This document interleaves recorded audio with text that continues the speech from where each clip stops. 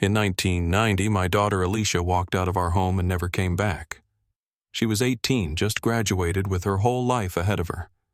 We told ourselves she was probably at a friend's, maybe upset over something, maybe just needing space.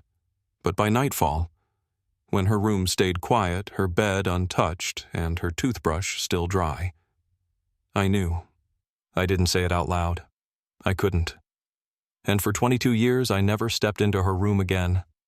Before we begin, hit subscribe to help bring light to stories long buried, and make sure no name fades from memory. My name's Frank Sanders. I'm from Mornington, Oregon, a small coastal town tucked between old-growth forest and sharp Pacific cliffs. Back then, I was 41 working maintenance at the school district. My wife Elaine ran the bakery on Main. We had one child, our Alicia. Life was steady, predictable. We had dinner together every night. Sundays were for the beach or a drive inland. Alicia kept a wall calendar in her room with color-coded pens for her class scheduled test dates, even her chores. That was who she was. Bright, curious, kept everything in order. She wanted to study marine biology, loved tide pools, sea otters, anything to do with the ocean. We'd go down to Lighthouse Point in the evenings, just the two of us watching the fog roll in while she told me about plankton and barnacle colonies like they were old friends. And then one day she was gone. We searched. Every trail, every beach, every back road. Police looked into it, but leads dried up fast. There was never a body, never a clear suspect, never any answers. Just silence. Elaine packed Alicia's room up that first year, couldn't stand to see it untouched. I couldn't do it, so I shut the door, kept the window locked. Every now and then I'd glance in from the hallway, but I never crossed the threshold. Not until this spring. It was Elaine's idea. We'd been talking one night, nothing heavy, just the quiet talk you fall into after 30 years of marriage, and she said, "Maybe it's time. Maybe we let go. Donate her things. Box up the rest." So I did. One foggy morning I opened that door. The air inside was stale and still, like it had been holding its breath for 2 decades. Her posters were still on the walls, marine life, a few banned flyers. Her desk was tidy books stacked in a way only she ever did. And the smell old paper salt and something faintly floral. I didn't cry. I just stood there. I started with the clothes, folded them one by one. Her prom dress, her patched-up jeans, that blue sweater she wore every fall. Then I got to the bookshelf, and that's where I found it. Her yearbook. It was tucked behind some old science magazines. I'd never actually looked at it before, not even after she vanished. I sat on her bed, the mattress creaking under my weight, and flipped through. There she was smiling in her senior portrait like nothing could touch her. And right next to her was Amy Davidson, her best friend since 3rd grade. Below Alicia's photo, there was a short note. To Amy, don't forget to return my book. The Secret Garden Illustrated Edition. You old grandma. Love you forever. That stopped me. It was such a small thing. A teasing note between girls. But for the first time in years, something didn't feel closed. Something felt open. Amy had stopped visiting not long after the disappearance. I hadn't thought about her in years, but suddenly I needed to know. Did she ever return that book? And that's when everything began to shift. I drove across town with the yearbook on the passenger seat still open to Alicia's note about the book. It was strange how that single line had stayed with me. After all the years, I couldn't let it go. Elaine hadn't understood why it mattered. I wasn't sure I did either. But the thought of Alicia's friend Amy still holding that piece of her, it felt like something unfinished.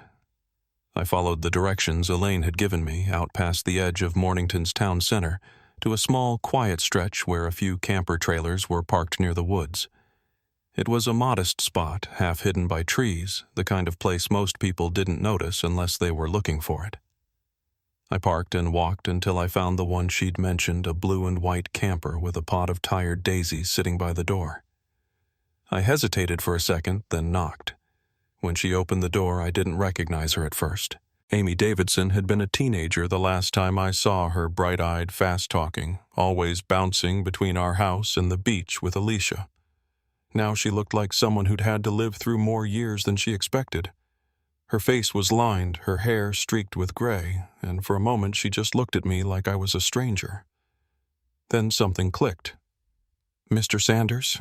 she said, her voice soft. "It's been a long time." She stepped back, held the door open, and I followed her into the camper. The space inside was tidy, small, but homey.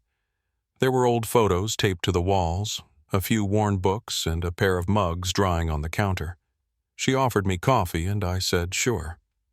We sat across from each other at the little table, steam curling up from the mugs, and she looked down at the yearbook when I set it between us.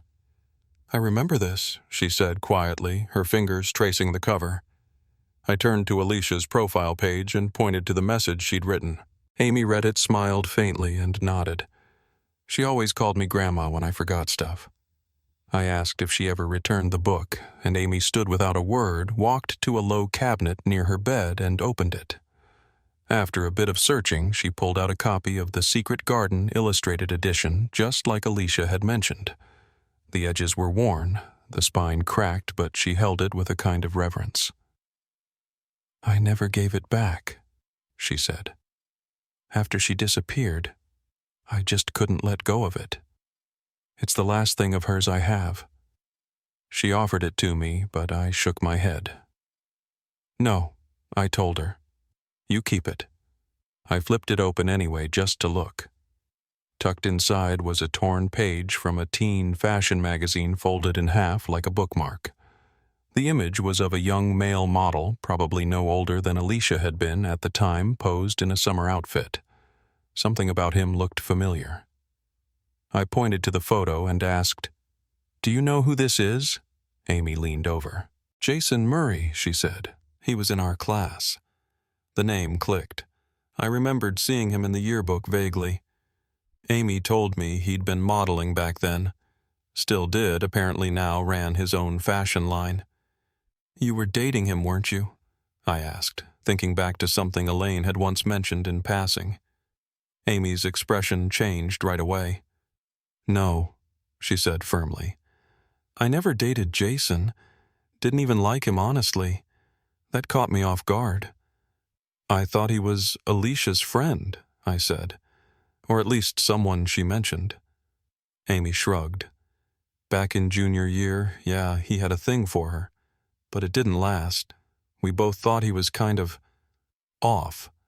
After a while, we kept our distance." She paused, then looked down at the table. "Although, there were a few times senior year when she talked to him again. I remember thinking it was strange. She asked me what I thought about him, if maybe he wasn't as bad as we thought. Wanted me to drive past his house once so she could see where he lived. I thought she was just being curious. She always wanted to believe people could be better. I asked if the police had looked into Jason back then. Amy nodded. They questioned everyone in our class, including him, but Alicia was dating Brandon Knox at the time, so he was the main focus. I remembered Brandon. He used to come by the house, seemed like a decent kid. He had an alibi, though, I said. "Yeah," Amy replied. "And after she disappeared, he couldn't take the pressure. Left town. But Jason stayed, grew his business, built a name, lived quietly from what Amy had heard." I stared at the photo again. Why would Alicia use his picture as a bookmark? Amy reached across and took the book back, unfolded the page. This was from her favorite magazine, she said. I hated Jason, and she knew it. She tore this out just to tease me. Said it was the only thing it was good for. I asked if she knew where Jason lived now. Amy pulled out her phone, scrolled through a few messages, and showed me an address. "Our class reunion was at his house last weekend," she said. "I didn't go, but some people shared the location in the alumni group chat." I wrote it down. Before I left, Amy asked me to tell Elaine she said hello. She held the book close to her chest and whispered, "Thank you for letting me keep it. It means more than you know." I stepped out into the daylight, still trying to make sense of it all. A name that had never come up in any of the case files. A boy Alicia had hidden from us. A magazine page folded into a children's book she never got back. I sat in the car, staring down at the address on my phone, debating whether I should go straight home. Elaine had expected me to be back by now. We were supposed to spend the afternoon packing up the last of Alicia's things. But I couldn't shake the feeling that something about Jason Murray didn't add up. I called Detective Ron Keller. He'd been assigned to Alicia's case all those years ago, but his phone went to voicemail. I hung up and started the engine. 20 minutes later, I found myself driving into one of Mornington's wealthier neighborhoods. Long driveways, white fences, well-kept lawns. Jason's house stood out even among the rest, 2 stories, circular drive, big windows facing the sea. I parked down the road out of view and waited. It wasn't long before the front door opened. Jason stepped outside with a woman younger, maybe late 20s. They spoke for a moment, then he kissed her cheek, sent her off, and turned back toward the house. As he looked up, his eyes landed directly on my car. I realized too late that I hadn't thought it through. My car wasn't tinted, and I was parked like I was waiting to ambush someone. Jason's posture changed immediately. His whole body tensed. I opened my door and walked toward the gate. "Good afternoon," I said, trying to sound casual. "You're Jason Murray, right?" He didn't answer right away, just stared.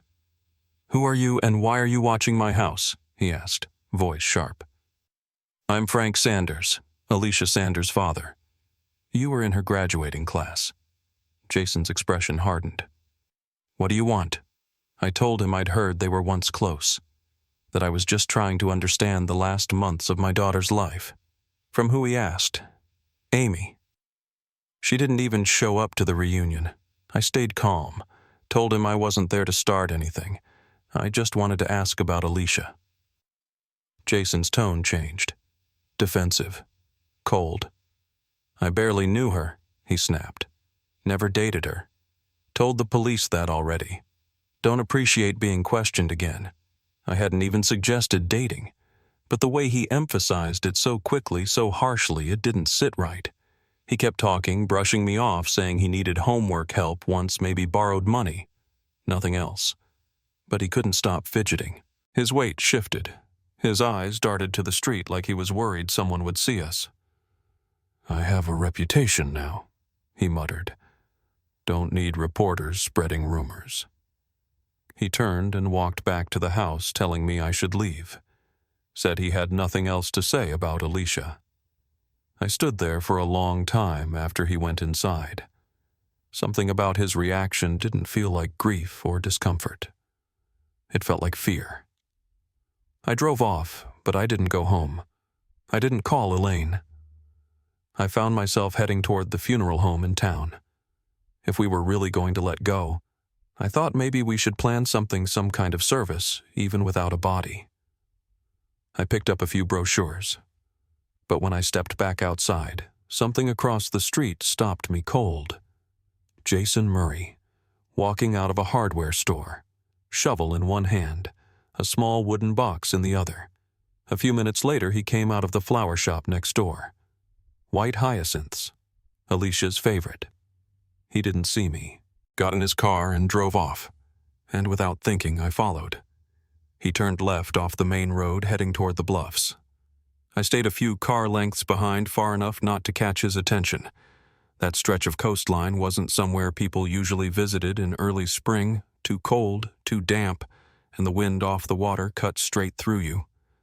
But Jason drove like he had a purpose. When he pulled off onto a private gravel drive that curved toward a lone cottage, I kept going, drove another 100 yards, then parked beneath the trees. I shut off the engine and sat there for a moment.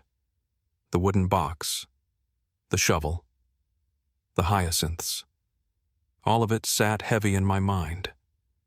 I waited until I saw him disappear through the cottage door, before I stepped out and moved down the slope, staying off the main path.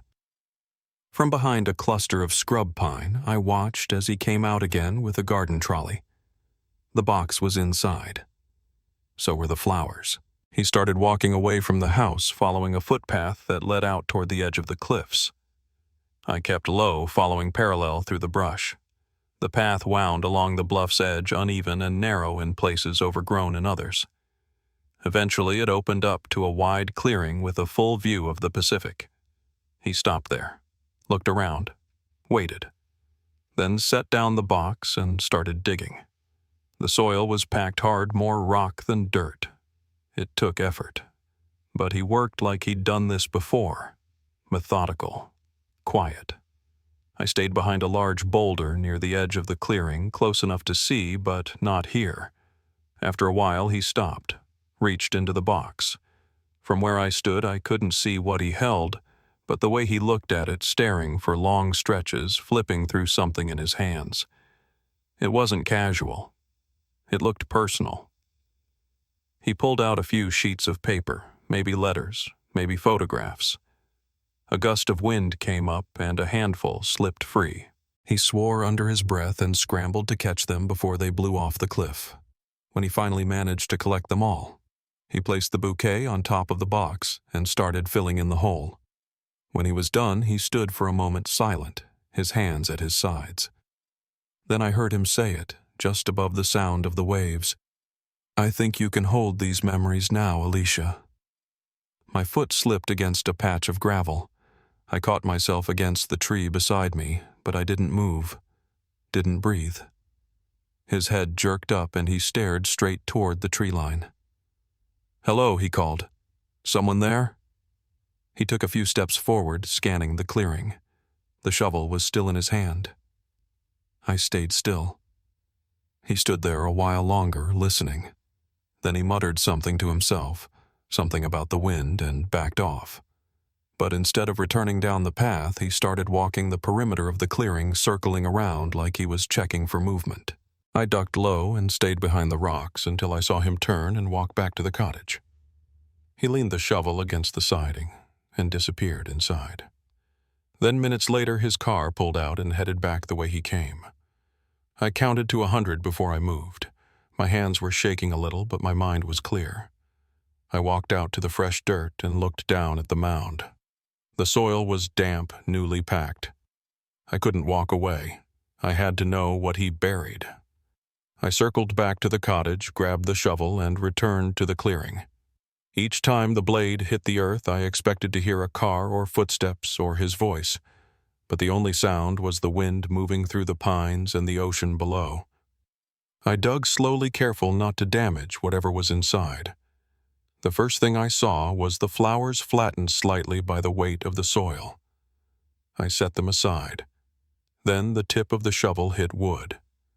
I cleared it by hand the rest of the way.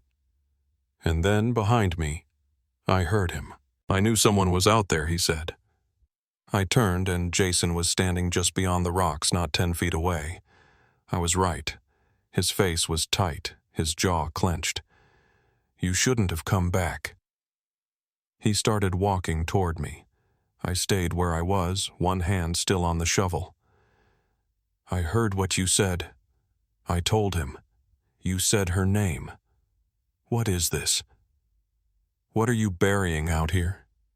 He stopped a few feet from me, looked down at the disturbed soil, then back at me. "You don't know what you're doing," he said. "You don't know what this is." I started to turn back toward the box, but he shouted, "Don't touch that," and when I didn't stop, he pulled a gun. "Drop the shovel," he said. I let go of the handle, raised my hand slowly. My phone was in my jacket pocket. I moved carefully, trying to keep my voice steady. "I'm going to call the police," I said. "You can shoot me if you want, but I'm pressing that button first." I reached for the phone, but before I could hit the screen, he lunged. The phone slipped from my fingers, hit the ground, and skidded toward the edge of the cliff. We both looked at it. He moved to grab it, but I kicked the gun from his hand, sending it flying over the ledge. Then I dove after the phone. Just caught it before it went over, hit the emergency button without even looking. He rushed me again this time, grabbing me by the collar and driving me backward. "Stop this," I said, trying to break free. You said her name. That's my daughter. Tell me what's going on. He was breathing hard now, not shouting, but wild in the eyes. You don't understand, he said. I still have my whole life ahead of me. I can't lose it. Not because of this. Not now. I asked him again if he hurt her, if he killed Alicia. His face twisted and he said, she should have stayed away. I never knew what I felt for her, but she wouldn't stop. She kept coming back. And you were her father. You should have protected her. Then he was on me, one hand around my throat, pressing me into the dirt. The air cut off fast. I tried to push him off, but I didn't have the strength. Then, somewhere beyond the trees, the faint sound of sirens broke through the wind. He hesitated. That second was enough. His grip loosened.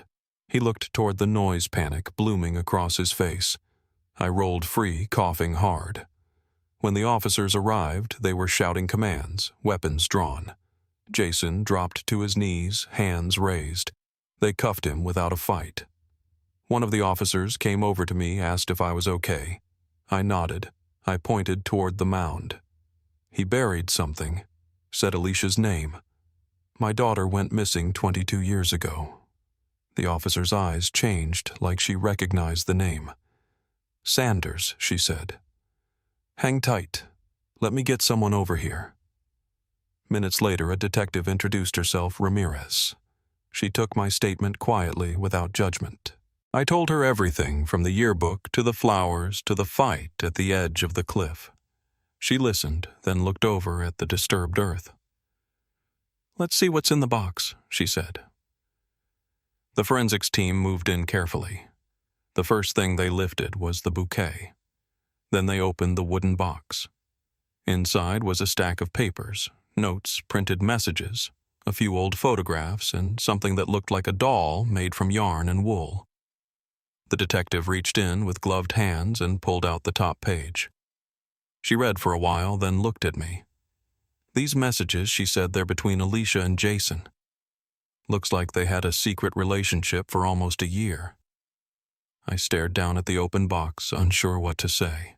She told him she believed in him. Ramirez continued, that he could be better. But it turns dark toward the end. I didn't respond. I just listened. And beside that box, half buried in damp soil, was the thing I'd spent over 2 decades trying to find. Not answers, not closure, but the moment when silence breaks, when something hidden finally starts to speak. And I knew right then, we weren't done yet. Not even close. The next morning I woke before the sun. Elaine was still asleep, the bedroom dark and quiet, her breathing steady beside me. I lay there for a long time, staring at the ceiling, thinking about that box, about Jason, about what it meant that my daughter had written those messages, some hopeful, some pleading, some so full of doubt I could barely hold the words in my mind. I hadn't slept much. My throat still ached where he'd grabbed me, and the image of him pressing the dirt down over Alicia's things kept repeating in my head. I could still hear his voice. You can hold these memories now. Later that morning, Detective Ramirez called.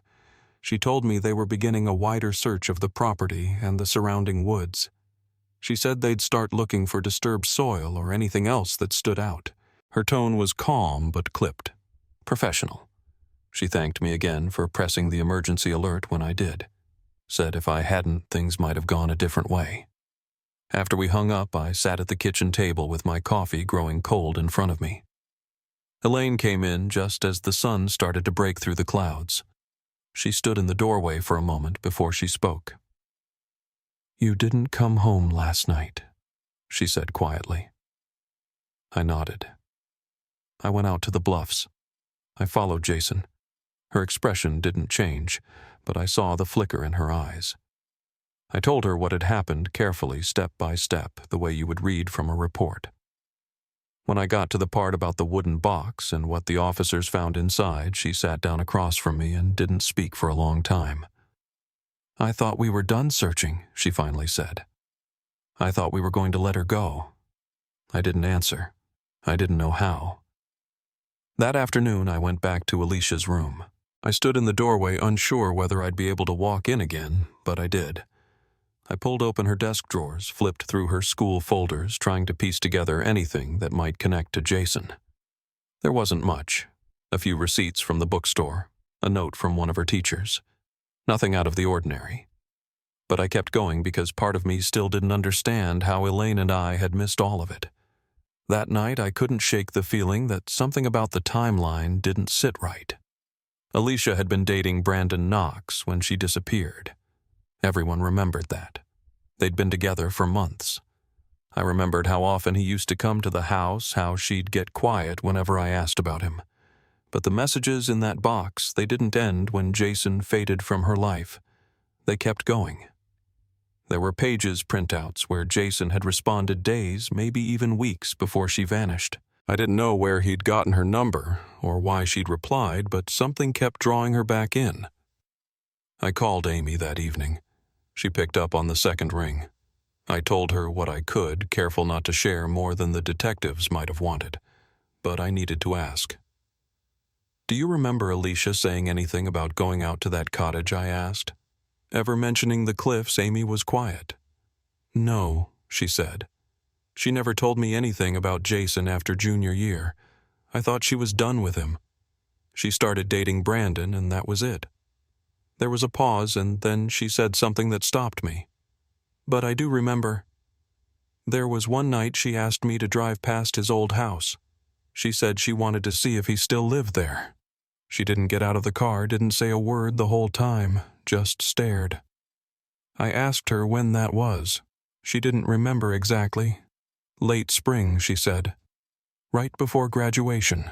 After we hung up, I walked out to the porch and sat alone, listening to the wind move through the trees. That was the part I kept coming back to. Alicia had spent her whole life telling us everything. If she'd been hurt or afraid or unsure about someone, we thought we would have known. But maybe she didn't want us to know. Maybe she believed deep down that she could handle it herself. The next day, Detective Ramirez called again. They were still reviewing the messages. She said many were fragmented, some old enough that the formatting was poor, some partially water-damaged. But the ones that stood out were Alicia's. She'd written things like, "I believe you can change, and I want to trust you, but I can't lie for you." Another message read, "I can't keep this secret anymore. I'm telling someone." The detective's voice shifted slightly when she read that one. "That last message was dated 5 days before Alicia disappeared," she said. "It wasn't sent by text. It looks like it was written in a journal and later typed out, probably by Jason." I sat there with the phone pressed to my ear and didn't say anything. Ramirez told me they were bringing in a forensic psychologist to review the rest of the writings. She said some of them might qualify as a kind of diary obsessive repetitive notes Jason had written to Alicia, even after she stopped responding. She said that kind of behavior wasn't uncommon in coercive relationships. It was usually hard to spot unless someone knew exactly what to look for. I thanked her, and we ended the call. I didn't tell Elaine everything. Not that night. She was already starting to sleep a little easier. The tension that had hovered over the house for so many years had shifted somehow, and I didn't want to pull her back into it. But I couldn't stop myself. I went back through Alicia's belongings again. Her backpack, her drawers. I started checking the attic, the garage boxes we hadn't opened in years. I didn't know what I was looking for. Maybe a letter, a second journal, something she never had the chance to send. A few days later, Ramirez reached out again. They had a judge sign off on a full warrant for Jason's cottage and property. She told me they'd be expanding the ground search, bringing in cadaver dogs and geological scanners. They would be looking for anomalies, disturbed earth changes in vegetation, subtle shifts in soil composition. That's when I knew we weren't dealing with someone who just snapped. This wasn't an accident. Jason hadn't just panicked. He'd planned. And if he buried her out there somewhere near that bluff, then there was a chance her remains could still be recovered. For the first time in 22 years, I felt the edge of something close to a truth. But I also felt something else, the weight of not knowing what my daughter had carried alone, the silence she must have endured. And for the first time, I wondered if we had pushed harder, listened more closely. Would any of this have changed? The search was set to begin at dawn. I told the detective I wanted to be there. Not to interfere, just to stand nearby. Watch the ground open up if it came to that. I knew I wouldn't sleep that night, but I also knew I couldn't look away anymore. They started at first light. I arrived just after the sun came up the sky, still pale and gray over the bluffs. The forensic team had already set up a perimeter around the cottage and the overlook beyond it. Orange flags marked every 10 feet along the path, and a scent dog was working slow circles through the scrub nose to the ground, its handler moving patiently behind it. Detective Ramirez met me at the edge of the clearing. She handed me a cup of coffee and told me I could stay as long as I didn't interfere. I told her I wouldn't say a word. I just wanted to be nearby. We stood in silence for a while, watching the team begin their survey equipment clicking and beeping softly as they measured changes in elevation and soil resistance. She said it would take time. The ground in this part of the coast held moisture differently, so it could hide what had been moved or buried unless you knew exactly what to look for. I stayed back near the trees and let the professionals do their work. Watching them comb over the land reminded me of that first week back in 1990 when the search for Alicia began. Back then, it had been volunteers with flashlights and dogs walking shoulder to shoulder through the woods. Now it was quiet, measured, clinical. Still, every time someone paused or bent to examine the ground, I held my breath. Most of the morning passed that way. Around 10, Ramirez came over with a box from Jason's cottage.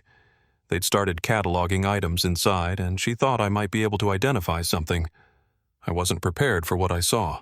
Inside were things Alicia had owned, small personal items we thought had been lost or packed away. A scarf she used to wear on rainy days, a library card, a cassette tape labeled in her handwriting, and at the bottom, carefully wrapped in old tissue paper, was a homemade wool doll, something she'd made in elementary school back when she went through that phase of making little crafts for everyone in the family. She had given this one to me on Father's Day, and I remembered placing it on my bookshelf in the den. At some point, it disappeared. I always assumed it had gotten lost during one of our spring cleanings, but here it was, sealed away in a box in Jason Murray's house. I asked Ramirez where exactly they'd found it. She said it had been stored in a low drawer in a bedroom closet under a stack of clothing that didn't belong to Jason. Some of the items were women's sizes, sweaters, a pair of shoes, a denim jacket. They were collecting them now for DNA testing. I asked her how that kind of thing could go unnoticed all these years, and she said it wasn't uncommon. People who keep things like that don't always display them. They're buried, hidden, saved for themselves, not for show. Not long after that, one of the technicians motioned the team over to a spot about 15 feet from the overlook. The ground there looked like the rest. Rocky, patchy grass, a few low shrubs, but the lead forensic tech said the density readings were off. Something had been disturbed and covered again. A second team moved in with smaller tools and began excavating. I didn't go over right away. Ramirez stayed with me, said they'd let us know as soon as there was something to report. It took another hour before someone called out. When they did, the tone changed. Everything slowed. The team moved carefully now, hands gloved, eyes locked on the ground. And then I saw it one of the techs stood up holding a small bone fragment no bigger than a spoon. She showed it to the detective, who nodded once quietly. Ramirez walked over to me and didn't speak for a moment. Then she said, "We found remains." I don't remember what I said back. I know I didn't cry.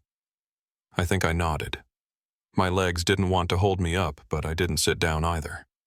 I stayed where I was, watching the team clear the dirt layer by layer. More fragments followed. Pieces of clothing. a scrap of floral fabric I recognized from one of Alicia's dresses. It was real now. It had weight. Ramirez placed a call to Elaine and asked if she wanted to come. I told her not to sugarcoat anything, just tell her what we found and let her decide. Amy arrived about an hour later before Elaine did. She looked pale, shaken, but when she saw me standing near the tree line, she walked over and took my hand. The three of us stood together as the sun rose higher in the sky, casting shadows across the dig site. I don't know how long we were there.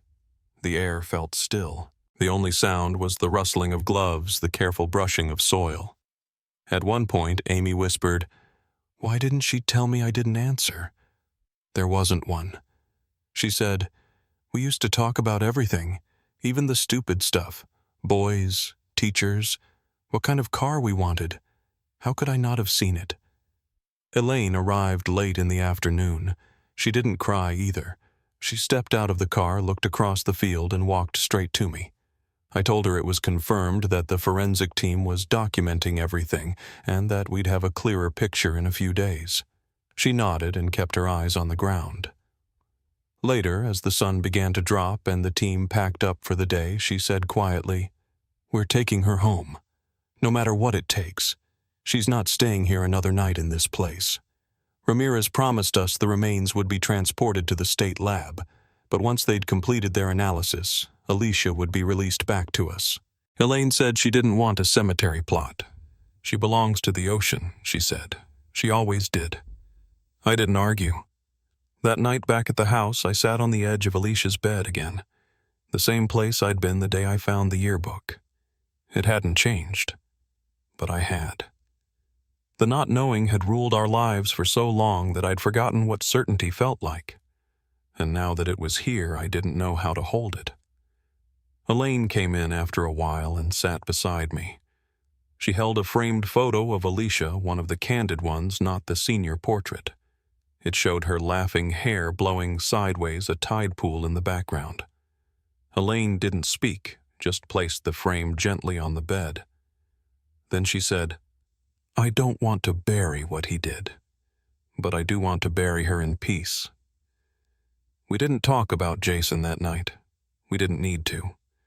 But in the silence, I thought again about that book, the one Amy had kept all those years. The Secret Garden. Alicia had wanted her to return it.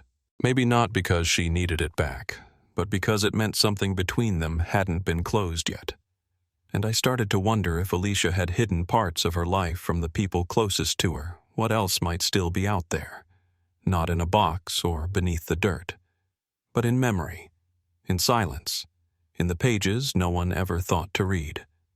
They gave us 2 days before returning to the site. The forensic team had done a surface-level excavation, but Ramirez said there were still inconsistencies in the ground layers farther out, small depressions that didn't show up on satellite maps from years prior. She explained they would be using ground-penetrating radar next. The goal was to make sure no one missed anything. I appreciated her caution, but I could feel a shift. This wasn't about recovery anymore. This was investigation. It was about Jason and what else he might have hidden. I stayed out of the way as they worked, but I watched everything. It was a slow process, section by section. They swept the soil with the radar wand, pausing over anything that looked irregular. A few times they marked spots with flags, and one of the techs would dig shallow test holes with a hand trowel. Most of it came up empty. But around mid-afternoon, someone flagged Ramirez down near the edge of the woods, just off the main trail that led back to the cottage. I saw her crouch low, her hand moving through what looked like pine needles and loose topsoil. Then she stood and looked in my direction. She didn't call me over right away, but when she finally walked back, she was holding a small object wrapped in a forensic cloth. "We found this maybe 15 feet from the burial site," she said. "Could be nothing, but it was tucked under a few inches of dirt near the root bed." She unwrapped it. Inside was a compact mirror, cheap plastic, the kind you'd find in a teenager's purse. It was cracked across the glass and smeared with old dirt, but I recognized it immediately. Alicia had one just like it, bright yellow with a daisy on the lid. She used to carry it in her backpack, always checking her bangs in it before school. I hadn't seen it since she disappeared. Ramirez didn't ask me to confirm it.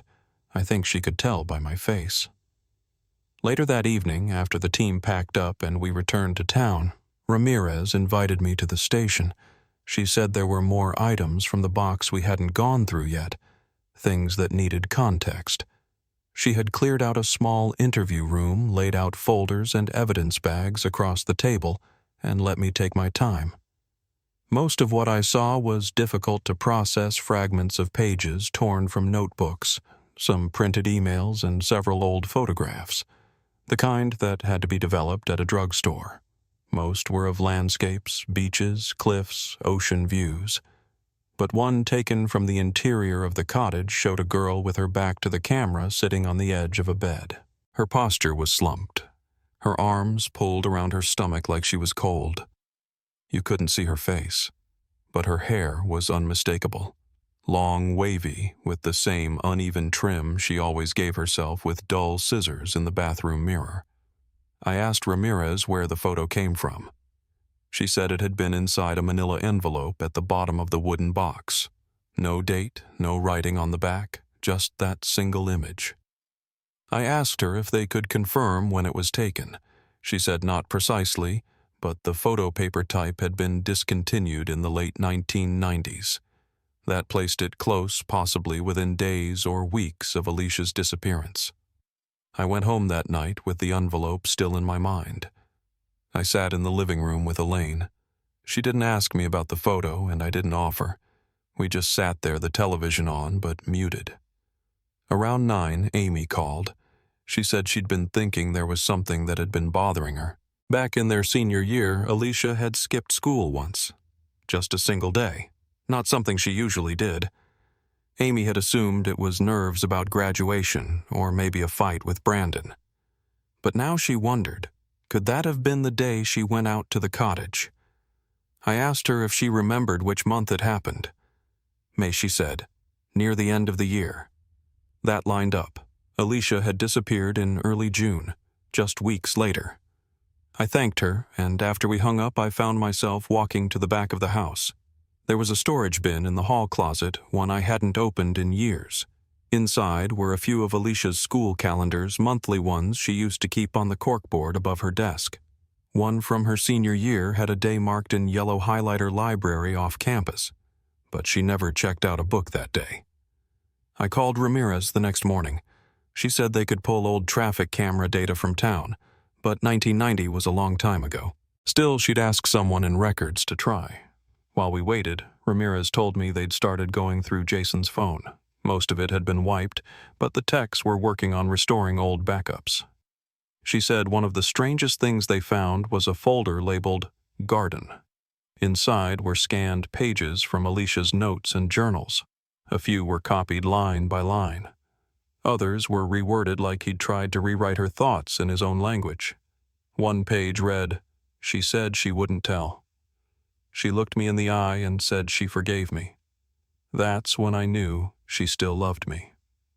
The file was dated almost 2 years after her disappearance. That detail stayed with me. The fact that he was still writing to her, still documenting her voice like she was present. It was disturbing, yes, but more than that, it meant that whatever happened between them hadn't ended at the moment she vanished. At least, not for him. He was keeping her alive in his mind, preserving her, folding her voice into his. I went for a walk that night just to clear my head, down by the lighthouse. The fog was low, curling around the rocks like smoke.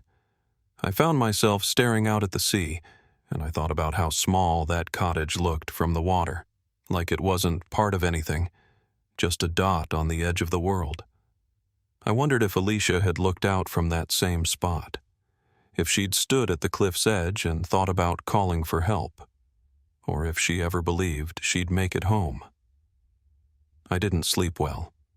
I kept hearing the phrase in my head. She forgave me.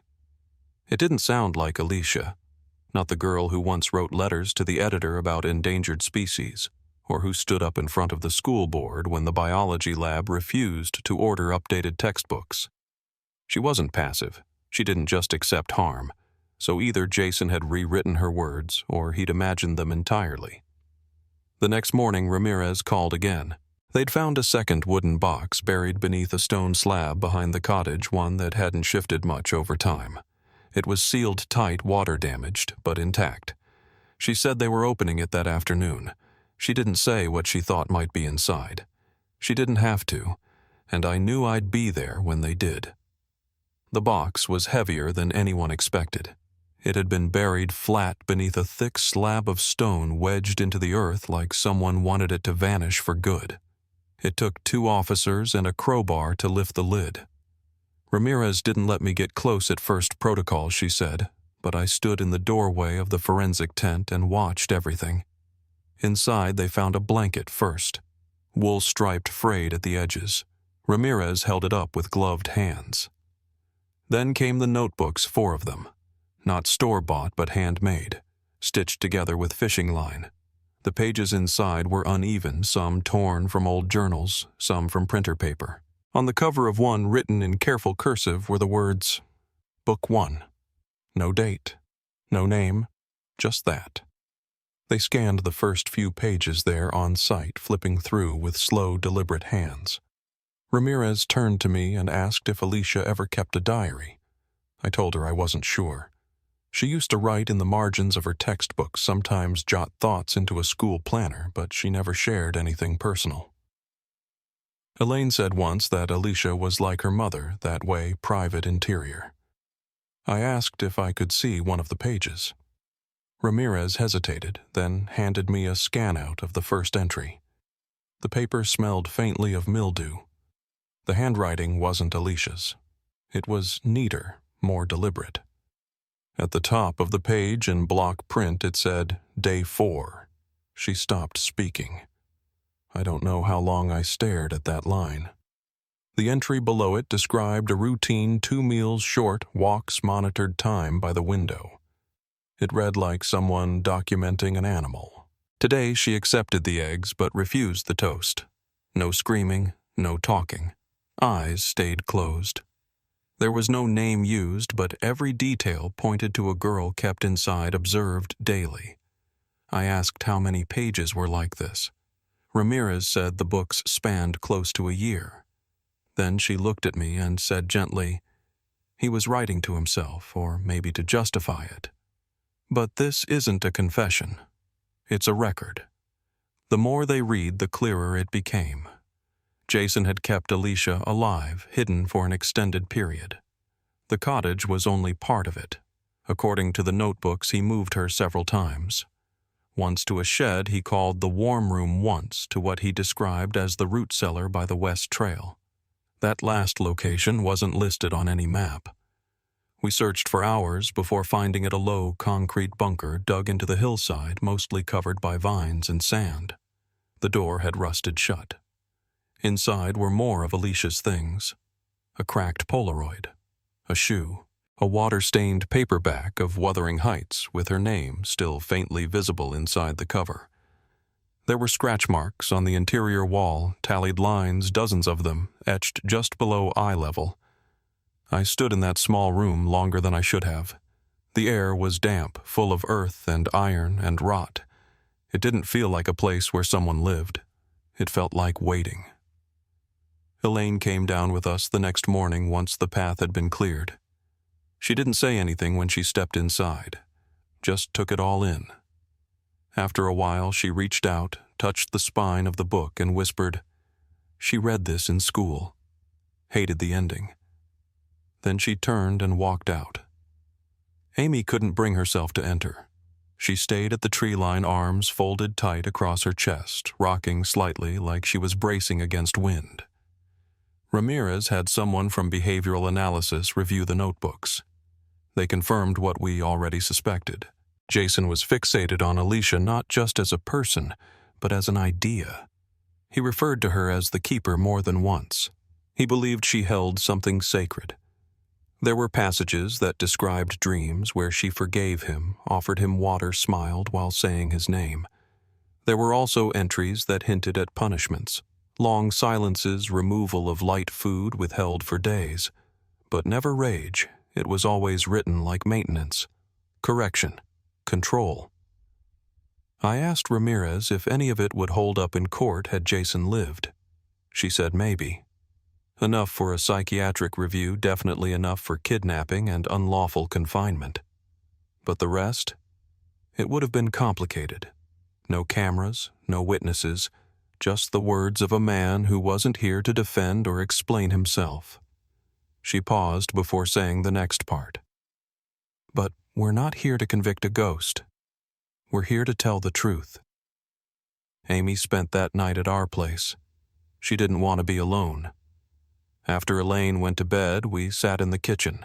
I poured her tea and she opened her laptop.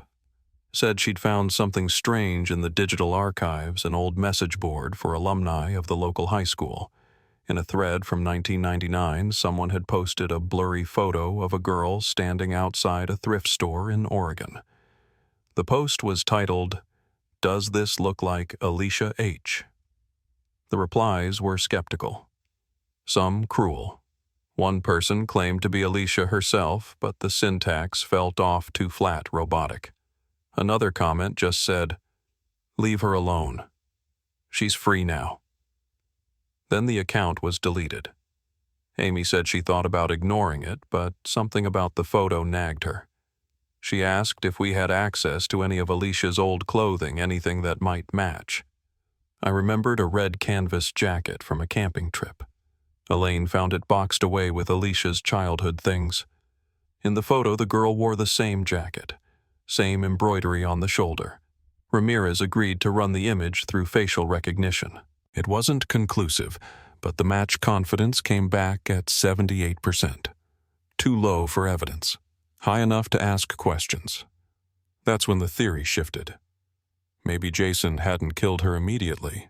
Maybe she got out. Maybe someone helped her. Or maybe she escaped on her own. The records from the cottage stopped abruptly after the fourth notebook. No final entry. No closure. Just one last line dated 364 days in. She looked at the door and said, "Tomorrow." That was it. No follow-up. No reaction. The next pages were blank.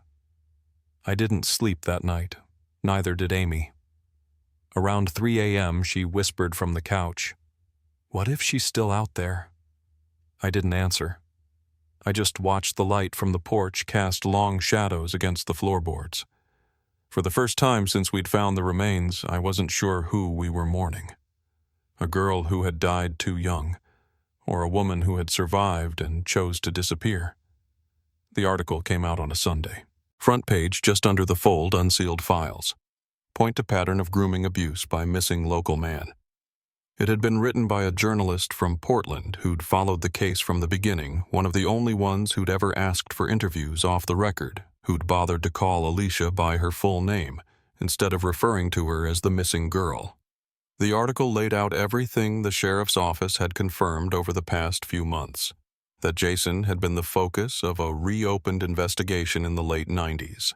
That 2 other girls, one from a nearby school, one from a camp where he worked part-time, had come forward with disturbing reports.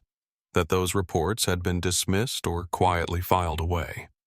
And that one of them, now an adult living in Colorado, had finally agreed to speak with investigators again after hearing what was found at the cottage. Her name was withheld, but she shared details that hadn't been made public, specific items in Jason's house phrases he'd used, even the way he kept a daily journal on index cards taped to the inside of his medicine cabinet. The story confirmed what many of us already feared: Alicia wasn't the first, and there was a real chance she hadn't been the last. After the article broke, the sheriff's office received dozens of calls. Some were from people claiming to remember seeing Alicia after she vanished. Most were dead ends. But a few came from women who had been teenagers in the area back then. Girls who'd been dismissed, ignored, or labeled dramatic for sounding the alarm. They'd remembered Jason all right. Remembered the way he watched from the library steps, or how he'd offer rides home if it was raining, always with that calm, trustworthy voice. One said she once saw him talking to Alicia outside the grocery store just days before the girl went missing. She told her mother, but nothing came of it. I started to see a pattern in the way they talked, like each of them had carried a separate piece of the puzzle for years, unsure if it mattered, unsure if they'd be believed. One woman sent me a letter handwritten "No return address." Inside were a few lines about Alicia, then a sentence I won't forget. He made us feel like we were the ones who had done something wrong. Ramirez called me that same week. They'd confirmed that Jason had used aliases during several out-of-state trips, including one to New Mexico in 1998. He'd stayed at a cabin under a false name for 2 weeks, just miles from a police station. No one thought to check it back then. It had only come up now because one of the scanned pages from his journals mentioned the elevation and temperature of a new retreat. The forensic team cross-referenced that with regional weather logs and came up with a match. There'd been a name scribbled into the visitor ledger, Alan B. Ramirez said that same alias had come up on an old storage unit rental in Idaho. That unit had been cleared out years ago, but the receipt showed a payment made with a cashier's check drawn from a bank account that Jason's family never knew existed. It had stayed dormant since 2001. That's when everything seemed to stop. No more sightings, no more bank activity, and no trace of Alicia. Still, it raised a chilling possibility. Had he planned to run? Was there someone else he meant to hide? What the detectives couldn't determine was whether Alicia ever left with him, or if someone else did. The journal stopped. The trail ended. But in the fourth notebook there was a page torn halfway out. On what remained just 5 words. "She will not return again." That line unsettled me more than anything else. It sounded final, but not violent. Like he'd lost control. Like she had chosen to leave.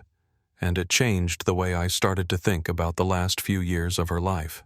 Not just as a victim, but as someone surviving under impossible conditions, resisting however she could. If Alicia had escaped, if she'd somehow made it out, then maybe everything after wasn't silence. Maybe it was distance. Chosen. Earned. Elaine didn't want to speculate. She'd stopped reading the papers altogether, refused to talk about the press coverage. It doesn't bring her back, she'd say. But Amy and I kept following the case. We weren't chasing hope anymore. We were tracking patterns, looking for the quiet ways women disappear, the ways they're buried without ever being put in the ground. There was one more development. Ramirez received an anonymous tip, a voicemail, no caller ID. A male voice filtered through distortion said, "Check the north wall." That was it. They traced the call to a burner phone near Port Angeles. It pinged once, then went silent. No one could confirm its origin, but the phrasing caught Ramirez's attention. The north wall wasn't a public detail. Only those of us who'd been inside the cellar knew that one side had newer drywall, a section that looked like it had been replaced after water damage. It had never been opened out of respect for what had already been found. 2 days later, a team went back. They carefully removed the paneling. Behind it was a shallow cavity barely wide enough to fit a person sitting up. Inside were scraps of cloth, bundled paper, and a length of nylon rope. And at the base, buried under loose soil, they found a ring. Silver delicate, the kind a teenager might wear on a chain. It had the letter A carved into the underside. I recognized it. Alicia had worn it for years, said she found it at a thrift store, and liked that it didn't look too fancy. Ramirez didn't say anything as she handed it to me in an evidence pouch. She just looked at me like she was sorry. After that, things moved quickly. The press held a second wave of coverage, this time focused on the victims. Not just Alicia, but the others. Their stories finally pulled into the open. The sheriff's office issued a formal statement acknowledging the failures of the past. A task force was created to look into cold cases tied to the region. None of that changed what had already happened, but it did something. It named what had been unnamed. It made people listen. I stood by Alicia's grave a week later. They'd placed a new marker, one that read her full name. The dates for now were left open. No one could confirm when she died, or even if she had. It was a quiet ceremony. Just me, Elaine, Amy, and the sheriff. No press, no announcements, just a few words, a few tears, and wind moving through the trees like breath held too long. As we turned to leave, I looked back at the stone and thought about that line. She will not return again. Maybe it meant exactly what it said. Maybe Alicia chose to walk away from everything. From Jason. From us. From a world that didn't protect her when it mattered most. And maybe that was the closest thing to justice she could claim. They never found a body. No bones, no remains. Just the ring, the scraps in the wall, and silence. I used to think that meant we'd never get closure. That justice needed a grave, a date, something carved in stone to count. But the older I get, the more I understand that justice is sometimes just truth being spoken aloud and finally believed. And for Alicia, that truth came in pieces. In the women who stepped forward. In the articles, the records unsealed. In the quiet voices who refused to stay quiet any longer. Elaine and I still live in the same house. We thought about moving once years ago, but something always kept us here. Maybe it was the coast. Maybe it was Alicia. Her room is empty now, cleared out except for one small bookshelf and the photo she took at Lighthouse Point. It's framed by the window where the fog rolls in every morning like clockwork. Some mornings I sit in there with the door open and the window cracked just enough to let in the salt air. It doesn't feel haunted, just still.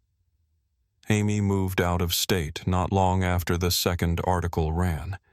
She never said it directly, but I think the weight of it, the guilt, the pressure of being the one who remembered it just got to be too much. We still talk every Christmas. She sends postcards sometimes, usually from the coast.